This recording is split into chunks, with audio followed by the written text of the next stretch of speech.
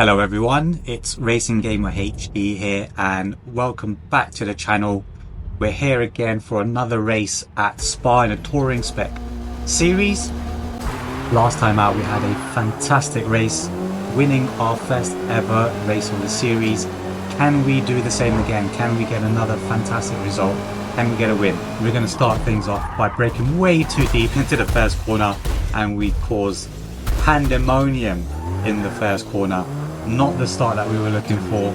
Well, I'd like to apologize for my contribution to the first corner antics. It was my turn this time around to contribute to the chaos in the first corner. As we're going to watch a replay and just see exactly what happened. And look at the guy in the black Audi, guys. This guy was playing 8D chess whilst the rest of us were still trying to figure out how to do our ABCs. He actually implemented a well-known tactic of ghosting your car right before the first corner incident by pressing the start pause button, and it was a genius move because he's actually made his way through the pack from all the way from behind, and he's actually a couple of positions ahead of us, and that guy is actually going to turn out to be our arch nemesis in this race, as we have a few incidents and a few racing moments together. So yeah, let's continue the action here. And we brake nice and deep into this corner, go side by side with the Honda, try and give him as much space around the outside as possible, and we take the position. So a good move there. Somehow after the first corner carnage, where we were literally at one point sitting still, we found our way in 11th position. So despite the carnage, we've managed to get ourselves into an okay position. So let's see if we can try and get a good race from here. As you can see, our arch nemesis up ahead, making his way through the pack also. So we wanted to keep pace with him, wanted to stay with him, so we needed to make our way past Golf through Puhon over here, and we had the speed on the Golf, so it's just a matter of time before we get past him.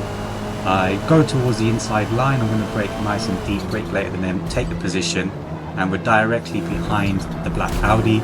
He's going to get really feisty with this Honda here as they beat each other up for a minute.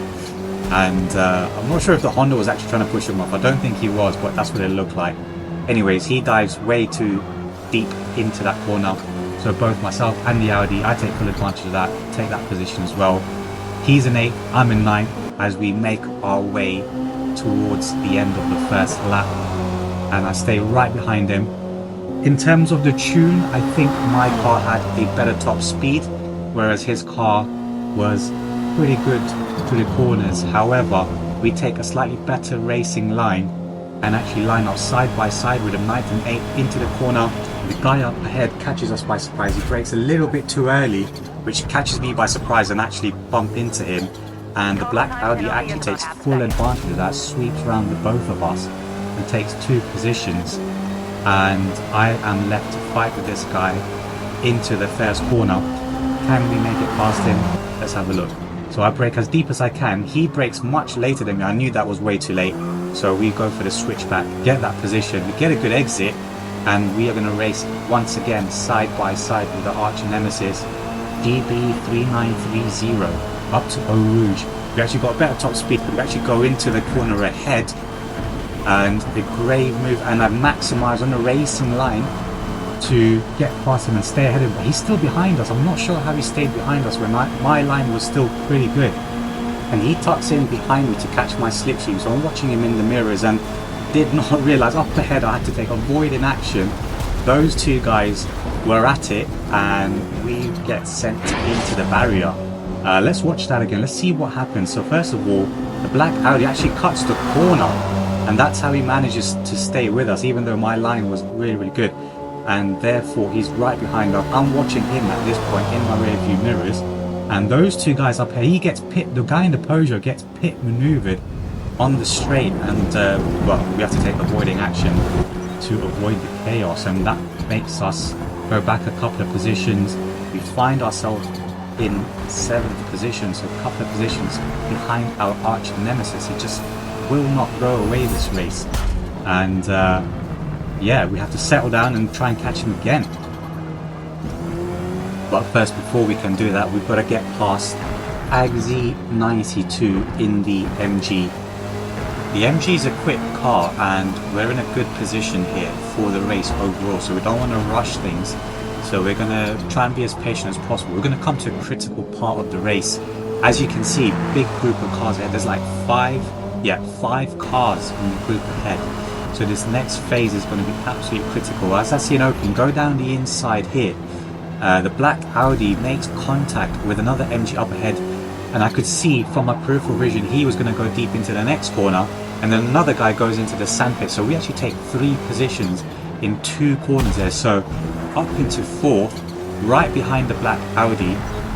What are we going to do next? We're going to try and get a better exit, and we do get a better exit. So we're going to race for the 3rd time I think in this race side by side with the Audi, but because of my higher top speed I get past him. This Honda was slow. The Honda's not the most competitive car in the spec series at all, probably one of the worst. So we're going to make our way past him easily, take a nice line through there. Look at that group of cars, guys. That segment of the race was critical and we made our way through unscathed, so that actually puts us in a much better position now actually. So from thinking about the podium, we're now thinking ahead, we're now thinking about P1. So position 1, Mr. Guthrie is 6.6 seconds ahead. Is that gap closable? As well, we're going to try. Our arch nemesis decides he doesn't want to take part in this race anymore. He decides he needs to go to the shops, and we're going to say our final goodbyes to him. GB3930, it was fun racing with you, and hope to come across you in the lobby again in the future. Now that we've cleared the pack, we are approaching the pit window, so we're going to come into the pits at the end of this lap. So this was going to be an important lap to how the race played out, and I actually had a little trick up my sleeve actually all this time. Whilst we were battling through the pack, I was trying to go as easy as possible on my tyres. So I was actually saving the tyres whilst we were racing against all those guys, and that's actually now going to pay dividends. And I'm going to try, now that we've got some clean air in front of us, obviously we've got a good gap behind us as well, we can just now push as hard as we can and just drive as fast as we can possibly drive. So remember, the gap was 6.4 seconds at the beginning of the lap to the leader. Halfway through the lap we've cut that by almost 2.5 seconds already, so we've got some good pace and we're definitely clearly faster than the leader.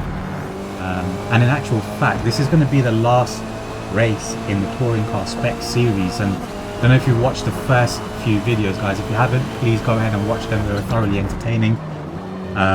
But the pace in the first few videos and the first few races, I just didn't feel comfortable, especially not in the Honda. But as we went through the series, as we drove a few more races, I was feeling much more comfortable in the touring cars. I started to understand how to save the tyres and when to push and when not to push. And last week's lobbies were the medium race length lobby, so there was pit stops involved and strategy involved, and I started to get a feel for, you know, what sort of strategy you should implement in these races. And clearly, look at the gap. We've now cut that gap all the way down to about a second, so we actually closed 5 seconds on the leader in one lap. So that was a strong lap. I felt like I was getting decent at this spec series. So we're going to skip ahead now, and we've come out the pit and we're just behind the leader. We're going to slipstream him. We've obviously got the higher top end. As I said before, the Honda isn't too great in a straight line, and we're just going to make an easy pass for net P1. I know it's P3 at the moment on the leaderboard. That's because the 2 guys ahead haven't pitted. You can see that on the pit stop sign there. So we're going to grab ourselves net P1, and if we do what we did in the last stint, which is save our tyres and go easy on the tyres, we naturally had the pace. This was going to be an easy win from now until the race. We only got 2 more laps to go. We just needed to make sure we don't make any mistakes, stay in front and bring the car home.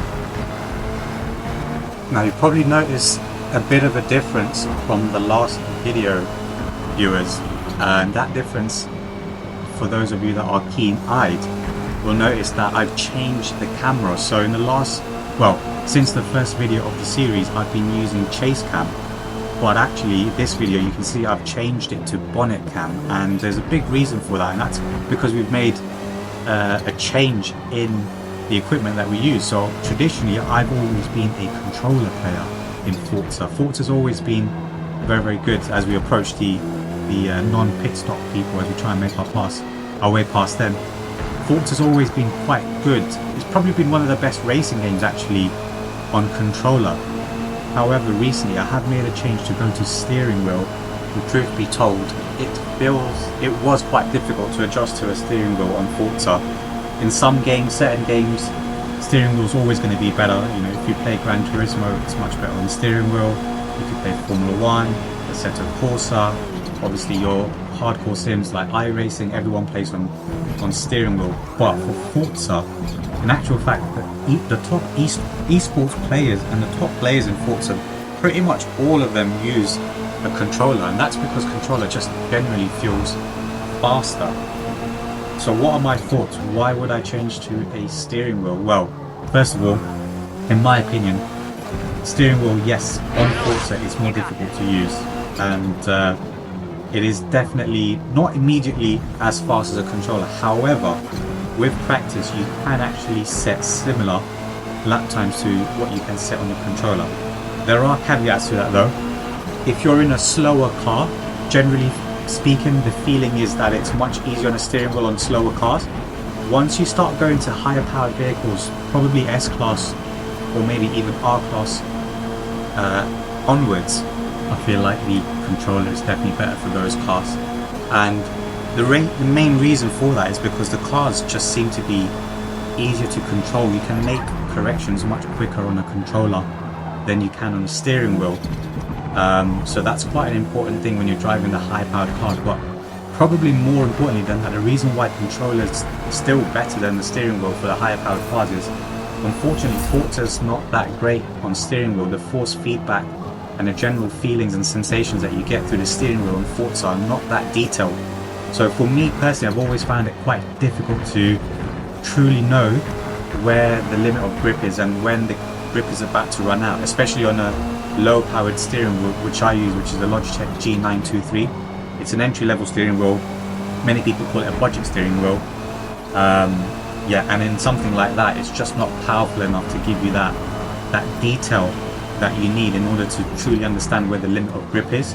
And that's obviously much more important for your higher powered, faster cars. But when you're driving a slower car, like an E-Class car or a D-Class car, C-Class car, you don't necessarily need to know where the limit of grip all of the time. You can maximize a car like that without having, you know, all the fine details in there. So that's why, for me personally, I switched to a steering wheel. It's going well. I've been able to adjust to it, but once I get into an S-Class, R-Class car, I'll probably be using the controller again. What are your thoughts? Let me know your thoughts, guys. Let me know your thoughts in the comment section. Are you a controller player? Are you a steering wheel player? What do you prefer, and why? And yeah, share some feedback. And well, that's pretty much going to take us to the last couple of corners. If we bring the car home, and it's going to be another good victory. That's 2 wins back to back for us, both at Spa. In the end, actually dominating the race by winning by 11.3 seconds. So overall, quite a strong race there. Hopefully you found it entertaining. We move up 18 positions, so a very good racecraft there, and then actually set a lap time of 2 minutes 31 seconds. So overall, a good race, and that's going to be it for the Spec series on touring cars. The next series will be the Formula Mazda series, which should be quite fun. All the cars are absolutely identical, so it normally makes for good racing. And we see our skill rating go up to 4,941 and our safety rating go up to 8. Thank you so much for watching, guys.